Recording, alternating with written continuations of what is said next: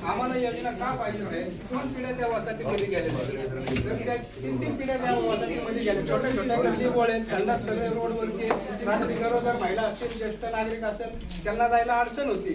ही योजना आमच्यासाठी राबवलेली. 4-4 येतात, काहीतरी चुकीचे तक्रारी देतात आणि तुम्ही स्थगिती देता त्याला.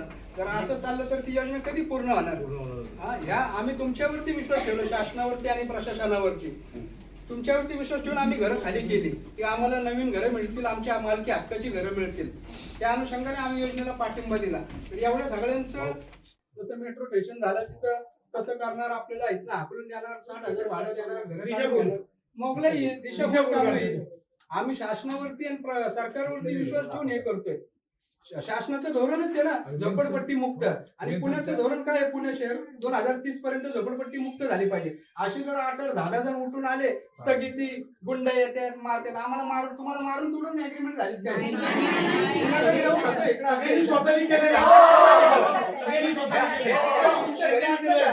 भांडणं झाली का?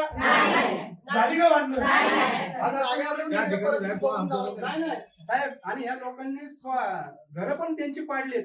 डिमोलिशन होणार नाही. लक्ष्मीनगर भागाचे माजी नगरसेवक अनिल भाऊ जाधव आणि माजी विरोधी पक्षनेते दत्ताभाऊ सागरे पुणे महानगरपालिका हे आज आम्ही SRA ऑफिसला दुसऱ्या सुनावणीसाठी हजर होतो. आमचं म्हणणं मांडण्यासाठी आणि पिंपरी चिंचवडचे CEO खडके साहेब यांच्या समोर आज आमची सुनावणी झाली की महानगरपालिकेची जी निवडणूक झाली मागील 8-9 महिन्यापूर्वी, त्यावेळेस काही लोकांनी राज्याचे उपमुख्यमंत्री आता गृहनिर्माण मंत्री एकनाथरावजी शिंदे साहेब यांच्याकडे चुकीची माहिती देऊन खोट्या तक्रारी करून स्थगिती मिळवली आणि ती स्थगिती आजपर्यंत आहे.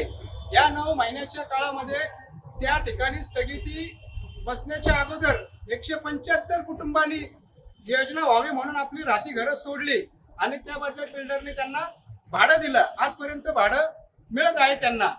आता दुसऱ्या हेरिंग मध्ये स्थगिती उठवण्यात यावी या संदर्भात आम्ही शाहू वसाहत मधले सगळे रहिवासी खडके साहेबांना भेटायला आलो. त्यांना निवेदन दिलं SRAला आणि त्यामध्ये आम्ही त्यांना सांगितलं की ही योजना स्थगिती लवकरात लवकर उठवा आणि बांधकाम चालू करून आम्हाला 2 वर्षात सगळ्यांना हक्काची घरं द्या, आमच्या मालकीची घरं द्या.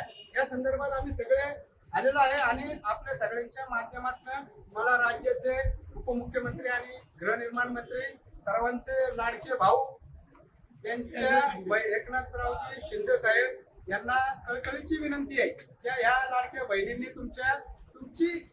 तुमच्या खात्या अंतर्गत येणारी जी योजना आहे त्या योजनेवरती आणि तुमच्यावरती विश्वास ठेवून ही घरं खाली केली की त्यांचा भाऊ त्यांना चांगली घरं देणार, प्रशस्त घरं देणार, त्यांचं जीवनमान उंचवल याच्यावरती विश्वास ठेवून त्यांनी घरं खाली केली. कुठेतरी चांगली घरं मिळतील, परंतु स्थगिती बसल्यामुळं तेव्हा आतापर्यंत त्याचा घोडा आहे. माझी कळकळीची विनंती आहे सगळ्या ताईंच्या वतीने